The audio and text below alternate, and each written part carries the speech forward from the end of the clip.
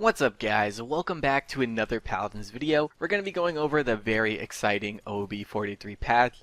Just like the last couple of updates, they're really packing it with a ton of great stuff that I can't wait for, and I'm sure you guys can't either. I'm getting this info from their reveal stream, so if you want to watch the full thing of that, I'll have it linked below. Anyway, let's get started. First up, they're adding a Valentine's Day chest. This chest has 14 items, and I'm not entirely sure how much it'll cost. The Christmas one was 75 crystals, and I want to say that this will be 2 since they're both holiday themed. The last 2 chests added were 100, but they were for skins, so we'll see. I'm pretty positive that they will be 75. Skye is getting a lot of love, pun very intended with this. She's getting a full skin set, so head, body, weapon pose, emote spray, and voice pack. Other characters are getting pieces. I'll toss them all up on the screen now. I think Cassie's crossbow looks great. It's probably my favorite thing in the chest. There's also going to be a new mount that's a unicorn and a spray to go along with that. Just another thing I can't help but throw my money at.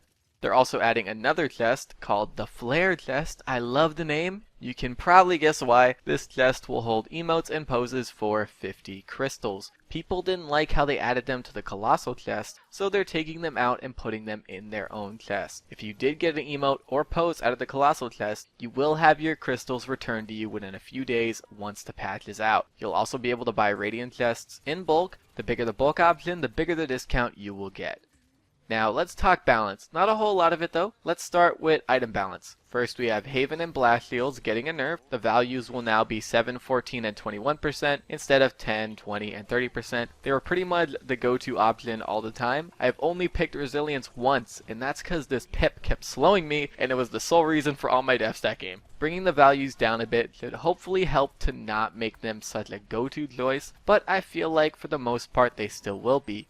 At least until we have more CC and stealth in the game. Cauterize is getting a fix that all the other healing debuffs are getting too. Right now the weakest value takes priority, so let's say you have one guy with Cot 1, one guy with Cot 2, you're both shooting at an enemy, the Cot 1 will take priority over the Cot 2, so they're fixing this so the strongest one will go ahead and of course take the priority. Nimble is getting a fix as well. Right now if a stronger speed boost than Nimble takes effect, it'll turn Nimble off entirely until you die. I had no idea this was a thing. I'm glad they're fixing it though. Veteran is getting a 100 cost decrease. I've used this item from time to time when my healers just aren't cutting it, so it's cool to see it become cheaper. Life Rep is also getting a fix. It's being too generous right now. It isn't taking damage reduction into account when giving you health back, and it is working on deployables, so they're fixing both of those things. So it will take damage reduction into account, and it won't work on deployables. Now let's talk character balance. Drogos is getting the biggest one here. His salvo is getting buffed. A lot. The rockets will fire 0.5 seconds faster, each rocket gets a 70% explosion radius buff, and the accuracy is going up from 90 to 95%. They want this ability to be really good at dealing with large groups of enemies and shields. This is a pretty huge buff, and I think it'll work wonders. Next we have Kronos affecting Ruckus's advance, and Canessa's mines. I didn't know that it didn't affect them before, glad it is now though. The last thing here isn't really balanced, but it's still pretty cool. Shaolin won't hold his bow in the planted state during a kill cam or spectate mode. I know you guys have seen this. This probably bothered me a lot more than it should have. Either way, I'm definitely glad that they're fixing it. Okay, now onto the big thing. Maeve, already, yes, I know, super exciting. If you saw my last video on her data mined info, that's pretty much all right, but she isn't a cat. She has cat qualities and big blue cat eyes, but that's it. She's a human, a pretty young one at that. I'm not entirely sure how old she is. They said she is the youngest character though. Oh, and you see this emote? This awesome emote? Ying is the sole reason I downloaded the game, so this should probably make me dislike Maeve at least a little bit, but it doesn't cause it's awesome. It's just awesome.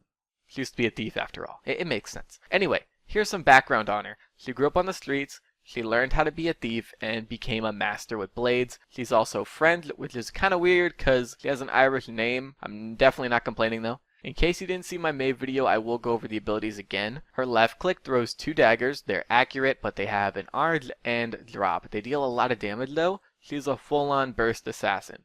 Her right click is her pounce. She dashes forward and attacks with her daggers. If this hits an enemy, she will bounce backwards. So the combo you want to learn with this is to throw daggers, pounce, throw again right after you bounce. This will deal crazy burst damage that will take out another Maeve, Evie, and Skye for sure. Not entirely positive about Andro or other characters over 2000 health because I don't know the exact damage numbers. Then there's also Haven to take into account too. We'll see though. Her F makes her run really fast and jump higher. She has a double jump passively, by the way. If you attack during this, it will cancel the ability. Her Q is like the ultimate oh crap button. It resets all her cooldowns and gives her a small burst heal. This ability is on a 20-second cooldown to balance that out.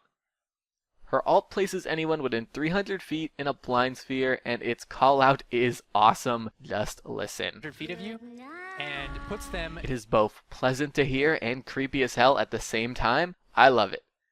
This character in the hands of a skilled player will absolutely destroy, and in the hands of a non-skilled player probably won't be very good at all. I'm sure people will probably still cry nerf on her just because they went up against someone who was really good with her. If they do nerf her because of that, it'll be just like something that happened to another flanking assassin from another game who just hasn't been the same since. High-res just isn't that dumb though, so Maeve should hopefully be just fine. I can't wait to see how Maeve fits into the game and just how powerful she is once players start getting really good with her.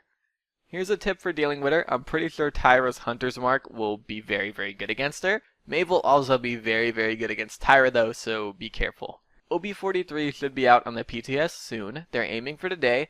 If it does come out today, then I'd expect it to be on the live client by Tuesday. They are really fast at pushing this stuff out after all. Oh, and they made the lobby chat in the game more visible and just all around better. Almost forgot about that. Figured I'd let you guys know. Anyway, that's pretty much it guys. I want to thank you all for watching. I very much appreciate it, and I'm gonna see you guys later. Bye!